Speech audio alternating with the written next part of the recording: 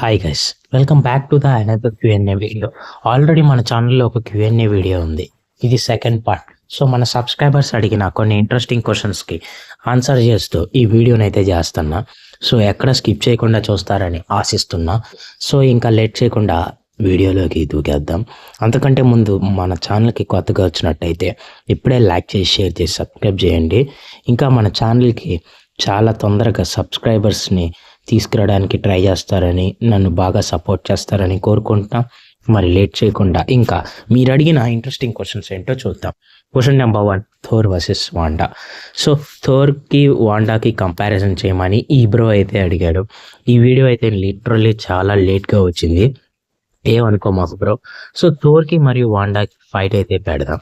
So first of all వీళ్ళిద్దరి గురించి కొంత బేసికల్ ఇన్ఫోని అయితే తెలుసుకుందాం. అంటే వీళ్ళ పవర్స్ గురించి లైట్గా ఒక చిన్న బిట్లో తెలుసుకుందాం. సో థోర్ గురించి, వాండా పవర్స్ గురించి. ఫస్ట్ వాండా పవర్స్ గురించి డిస్కస్ చేసుకుంటే, Wanda is a omni level being.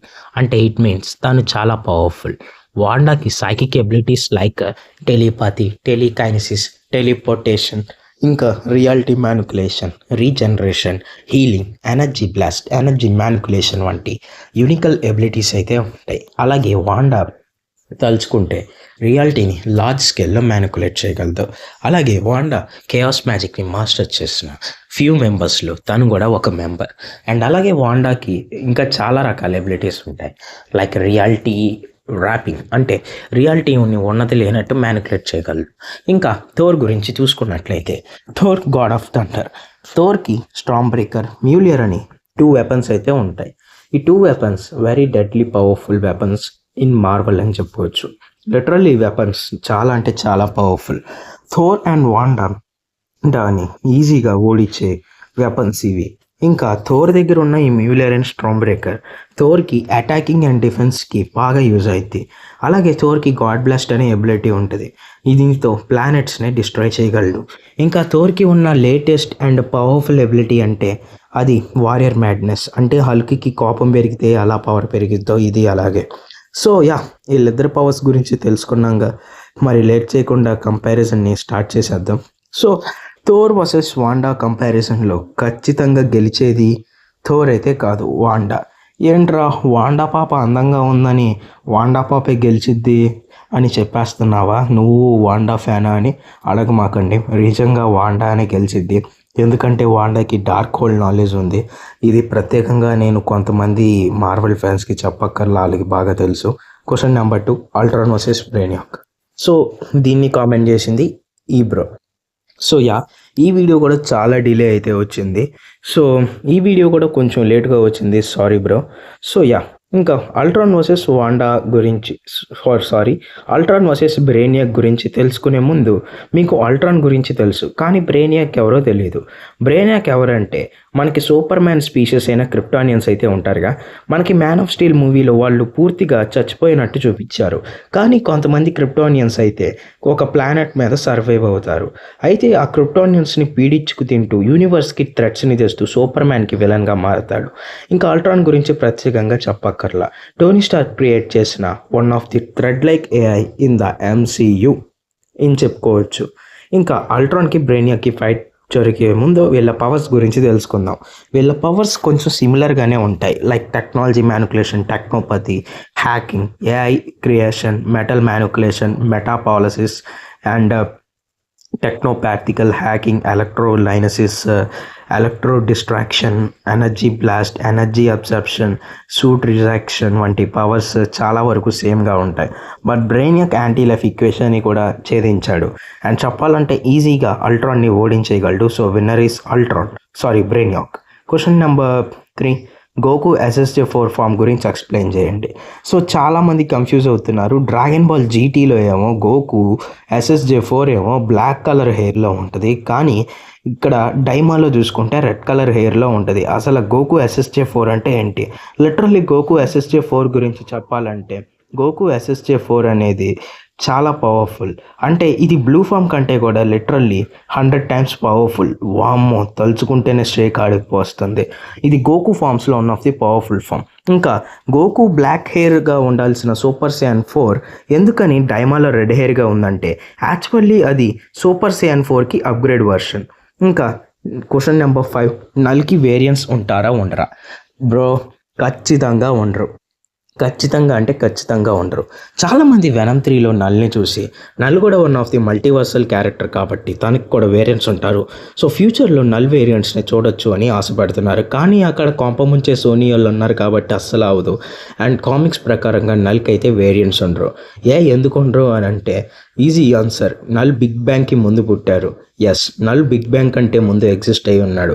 First permanent, second permanent, third permanent, fourth permanent, fifth permanent, sixth permanent, ఆఖరికి 7th పర్మనెంట్లో ప్రజెంట్ మార్వెల్ యూనివర్స్లో ఎగ్జిస్ట్ అయి ఉన్నాడు. సో బిగ్ బ్యాంగ్ కంటే ముందున్నాడు కాబట్టి నల్కి variants అయితే ఉండరు. క్వశ్చన్ నెంబర్ 6, బ్లీచ్ యానిమే అంటే ఏంటి? Bleach anime one of the big 3 anime. ఈ యానిమేలో ఇచిగో కురోసాకి అని మెయిన్ లీడ్ ప్రొటాగనిస్ట్ అయితే ఉంటాడు. సో తనకి ఎప్పుడు సౌల్స్ కనిపిస్తూ ఉంటాయి. అయితే తనకి సౌల్స్ కనిపించే ఎబిలిటీ ఉందని తెలిసిన రూక్ అనే అమ్మాయి తన్ని సీక్రెట్ సౌల్ సొసైటీలో జాయిన్ చేయించింది.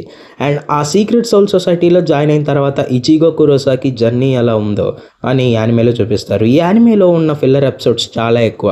సో ఫిల్లర్ ఎపిసోడ్స్ ఎక్కువ ఉండటం వల్ల చాలామందికి ఈ యానిమే చూడబుద్ధి కాదు. కానీ ఈ యానిమే బిగ్ 3లో ఉందంటే మామూలు విషయం కాదు కదా. సో మీ ఇష్టం. క్వశ్చన్ నెంబర్ 7, మాంగాకి యానిమేకి డిఫరెన్స్ ఏంటి? అసలు మాంగా అంటే ఏంటి, యానిమే అంటే ఏంటి? కొంచెం క్లియర్గా ఎక్స్ప్లెయిన్ చేయండి బ్రో. ఖచ్చితంగా ఎక్స్ప్లెయిన్ చేస్తా. అంతకంటే ముందు మీరు లైక్ బటన్ నొక్కేయండి. So first of all manga అంటే జాపనీస్ కామిక్ బుక్స్ అనమాట. ఈ మాంగా అనేది బ్లాక్ అండ్ వైట్ కలర్స్లో ఉంటాయి. ఓన్లీ ఫ్యూ స్పెషల్ చాప్టర్స్ మాత్రమే రెడ్ కలర్లో వస్తాయి, అంటే కలర్ఫుల్గా వస్తాయి లైక్ యానిమేస్లో లాగా. బట్ కాకపోతే ఇవన్నీ బ్లాక్ అండ్ వైట్లో ఉంటాయి మాంగాస్ అనేవి. అండ్ అలాగే ఈ మాంగాస్లో అసలు ఎక్కడ కాంప్రమైజింగ్ అనేది ఉండదు. అంటే ఇప్పుడు యానిమేలో ఏంటంటే యానిమే కూడా స్టోరీ బాగానే ఉంటుంది, కానీ మాంగా కంటే కూడా బాగుండదు.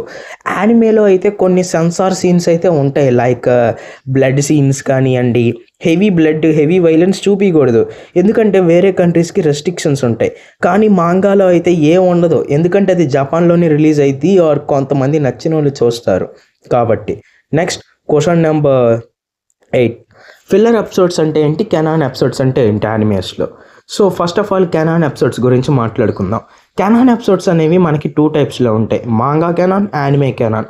మాంగా కెనాన్ అంటే ఉన్న ఎపిసోడ్స్ని ఉన్నట్టుగా యానిమేలో దించేయడం. ఫర్ సపోజ్ మనం మాంగా కెనాన్లో చూసుకున్నట్లయితే, మాంగా కెనాన్లో ఇప్పుడు ఒక సీన్ ఉంది, అంటే ఒక స్టోరీ ఉంది, దాన్ని అచ్చు గుద్దినట్టు ఇక్కడ ప్రింట్ దింపేస్తారు అట్టా. ఇంకా యానిమే కెనాన్ ఏంటంటే, మాంగాలో అయితే ఒక సీన్ ఉంటుంది, అబ్బా ఈ సీన్లో హీరో ఎలా ఉంటే బాగుండేది, హీరో అలా ఉంటే బాగుండేది అనుకుంటారే అలా. లైక్ చెప్పాలంటే సోలో లెవెలింగ్ సీజన్ 2 వచ్చింది కదా రీసెంట్గా, సోలో లెవెలింగ్ సీజన్ 2. అందులో సంగ్ జిన్ వూ అయితే వాళ్ళ టీమ్ క్రూని కాపాడుతానని చెప్పి అటు నుంచి వెళ్తాడుగా. కాకపోతే మాంగాలో అయితే అలా ఉండదు, ఎక్స్ట్రాగా యాడ్ చేస్తారు, ఎందుకంటే స్టోరీలో మంచి థ్రిల్ రావాలని. క్వశ్చన్ నెంబర్ 9, ఎబోనిమా ఆరిజిన్ ఏంటి?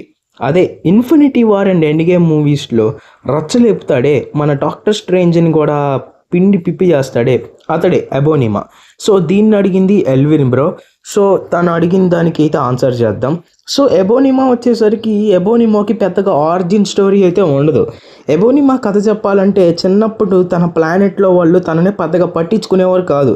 తన ప్లానెట్లో తను ఒక హాఫ్ గ్రోయింగ్ జనరేషన్, అంటే చెప్పాలంటే ఒక స్టెప్ హ్యాండర్, అంటే లైక్ తను పనికిరాడు, తను ఫిజికల్గా వేస్ట్, అందుకని తన ప్లానెట్ వాళ్ళు తనని ఇగ్నోర్ చేశారు.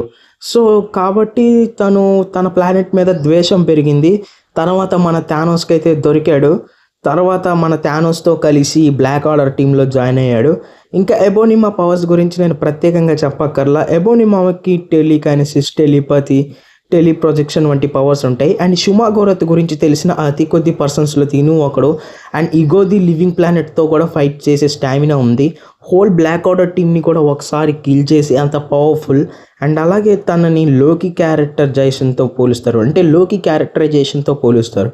అలాగే తను డాక్టర్ స్ట్రేంజ్ని కూడా డిఫీట్ చేశాడు. చెప్పాలంటే థానోస్ టీంలోనే he was the best best అంటే బెస్ట్. కాకపోతే మనకి మూవీస్లో ఒక అడాప్టెడ్ సన్లో చూపించారు.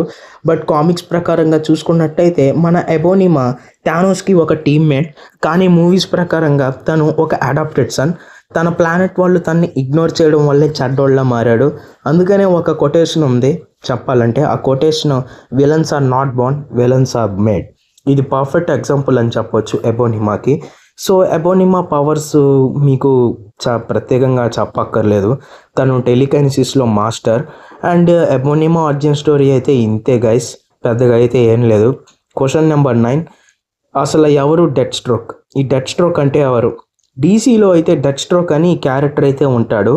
సేమ్ అంటే సేమ్ మన డెడ్పూల్కి కాపీ అనమాట. అంటే డెడ్పూల్ నుంచి కాపీ చేయాల, మన డెడ్పూల్నే ఈ డెత్ స్ట్రోక్ నుంచి కాపీ చేశారు. ఈ డెత్ స్ట్రోక్ డీసీ డెడ్పూల్ అని చెప్పవచ్చు.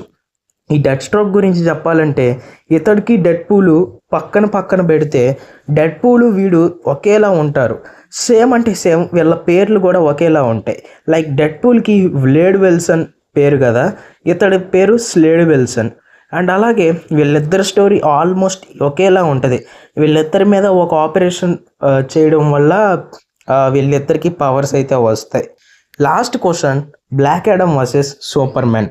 చాలామందికి ఈ క్వశ్చన్ ఎందుకు రేజ్ అవుతుంది అంటే, బ్లాక్ యాడమ్ పోస్ట్ క్రెడిట్స్లో సూపర్ మ్యాన్ ఎంట్రీ ఇవ్వడం, ఇదే చాలామందికి డౌట్ఫుల్. సో ఒకసారి వీళ్ళిద్దరికి క్లియర్ కట్ కంపారిజన్ అయితే ఇచ్చేద్దాం.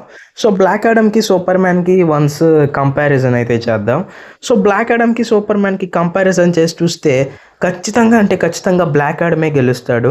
సూపర్ మ్యాన్ ఫ్యాన్స్ నన్ను వేసుకోమాకండి, ఎందుకంటే సూపర్ మ్యాన్కి one of the main weakness వచ్చేసరికి థండర్ అండ్ గ్రీన్ క్రిప్టనైట్ అయితే బ్లాక్ యాడమ్ తేలేడు. But thunder is the one of the major weakness of the Black Adam. So అందుకనే అది తన మేజర్ వీక్నెస్ బ్లాక్ యాడమ్కి. సో ఫైనల్లీ వీడియో అయితే ఇదనమాట. So మీరు అడిగిన క్వశ్చన్స్కి అయితే నేను ఆన్సర్ అయితే ఇచ్చేసాను. సో మీకు ఈ వీడియో కనుక నచ్చితే ఖచ్చితంగా లైక్ చేస్తారని కోరుకుంటున్నా, అలాగే షేర్ కూడా చేస్తారని కోరుకుంటున్నా. అలాగే ఈ మధ్య షార్ట్స్లో కూడా వీడియోస్ని అప్లోడ్ చేస్తున్నా. సో వాటిని కూడా చూస్తారనుకుంటున్నా. సో వీడియో అయితే ఇంతే. నెక్స్ట్ టైం మళ్ళీ కలుద్దాం. See you soon.